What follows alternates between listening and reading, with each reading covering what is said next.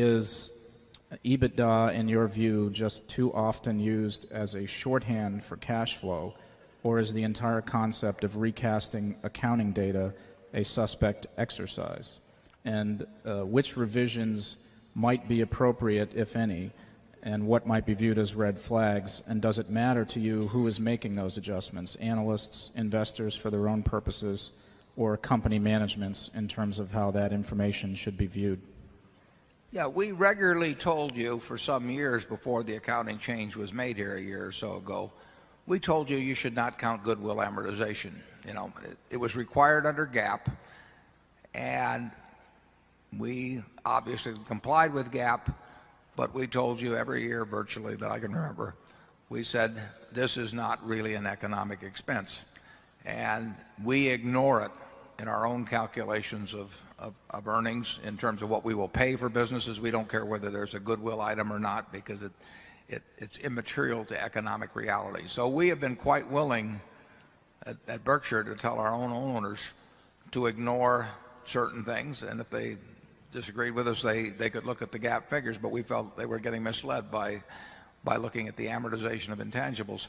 That doesn't mean we think all intangibles were good, but we did feel that was an arbitrary and a decision that didn't make any sense at all.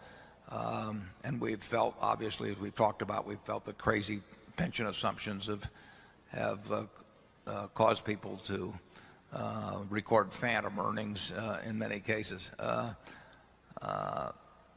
So we're willing to tell you when we think there is data that is more important in economic analysis than GAAP figures. We'll talk to you about it.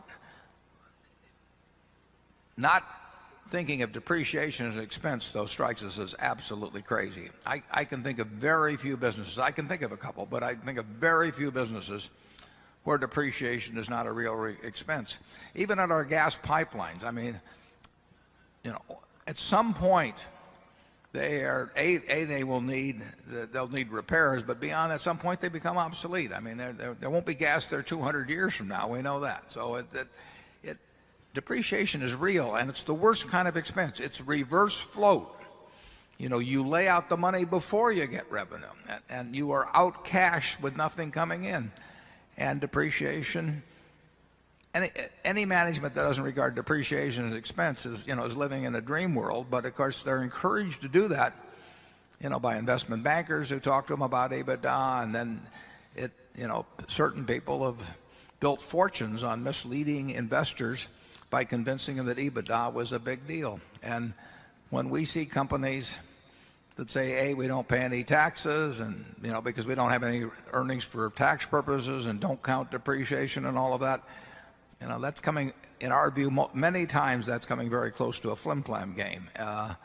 I get these people that show me, they want to send me books with EBITDA in it, and I just tell them, I'll look at that figure when you tell me you'll make all the capital expenditures. If I'm going to make the capital expenditures, there's very few businesses where I think I can spend a whole lot less than depreciation year after year and maintain the economic strength of the business. So I think the EBITDA has been a term that has cost a lot of investors a lot of money. You saw it in the telecom field. I mean, the idea that they were spending money so damn fast, they couldn't have it coming in the door fast enough from investors.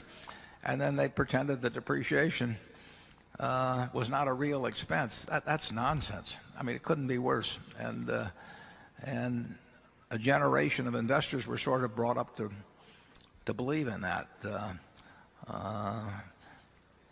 We at Berkshire will spend more than our depreciation this year. We spent more than our depreciation last year. We spent more than our depreciation the year before that. Depreciation is a real expense. It's just as much as the expenditure for lights. It's not a non-cash expense. It's a cash expense. You just spend it first. The cash is gone, and it's a delayed recording of cash expense. How anybody can turn that into something they use as a metric that talks about earnings is beyond me. Charlie? Yeah, I think you would understand any presentation using the word EBITDA if every time you saw that word you just substituted the phrase bullshit earnings. I knew he'd do it sooner or later, folks. And the man, he made it through the morning, but never all day.